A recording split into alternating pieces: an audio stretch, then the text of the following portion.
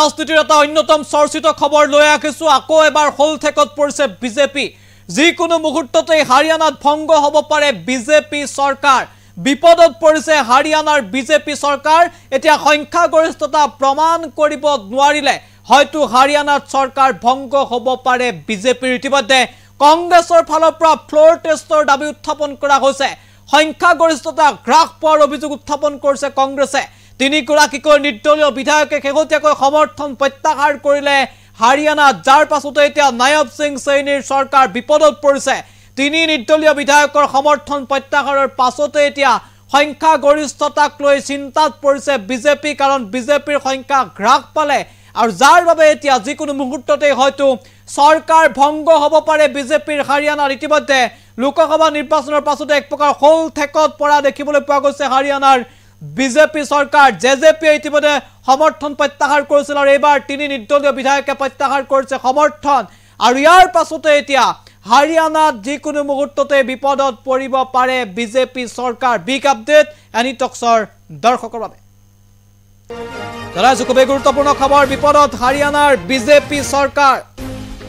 যিকোনো মুহূৰ্ততে ভংগ হ'ব পাৰে হাৰিয়ানাৰ বিজেপি চৰকাৰ হাৰিয়ানাৰ এতিয়া সংকটত পৰিছে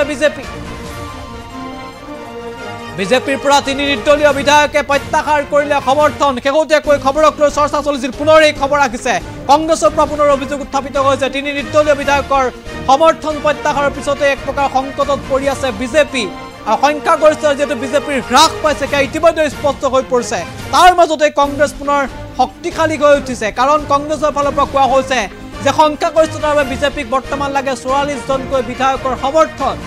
কিন্তু কংগ্ৰেছৰ অভিযোগ যে মাত্ৰ 43 জন বিধায়কৰ সেই সমৰ্থন আছে বিজেপিৰ সৈতে আৰু হাৰিয়ানাত ফ্লোৰ টেষ্টৰ দাবী তুলিছে কংগ্ৰেছে শেহতীয়াকৈ ৰাজ্যপালকো কংগ্ৰেছে সাক্ষাৎ কৰিছে আৰু ইতিমধ্যে 30খন আসন জয় সাব্যস্ত কৰিছিল কংগ্ৰেছে যাৰ বাবে জেজেপি বা আন দলৰ সমৰ্থন লৈ চৰকাৰ গঠনৰ এবাৰ ৰণকৌশল ৰচনা কৰিছে কংগ্ৰেছে তাৰ বিপৰীতে মাত্ৰ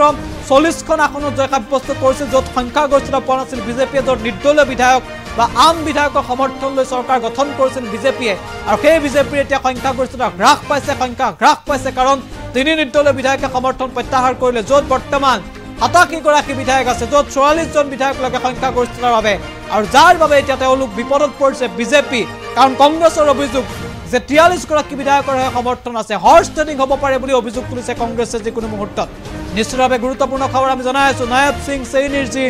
চৰকাৰ সেই চৰকাৰ যিকোনো সময়ত বিপদত পৰিব পাৰে ভংগ হ'ব পাৰে লোকসভা নিৰ্বাচনৰ পাছতে হয়তো হলঠেকত পৰিব পাৰে এই হাৰিয়ানাৰ